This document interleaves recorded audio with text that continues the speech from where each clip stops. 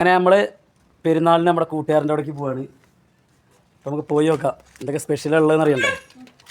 ഗൾഫിൽ നിന്ന് വന്നുകൊണ്ട് അങ്ങനെ പെരുന്നാൾ കിട്ടി. നമുക്ക് നേരെ പോയി നോക്കാം അല്ലേ അല്ലേ കുഞ്ഞാവേ? എന്താ ഉണ്ടാവുമല്ലേ അവിടെ? എന്താ ഉണ്ടാവുക? എന്താ ഉണ്ടാവുക? ബിരിയാണിയാ? പോയി നോക്കാം. അങ്ങനെ നമ്മൾ സ്ഥലത്തെത്തിയിട്ടുണ്ട്. അയ്യോ ചങ്കിതായിരിക്കണ്.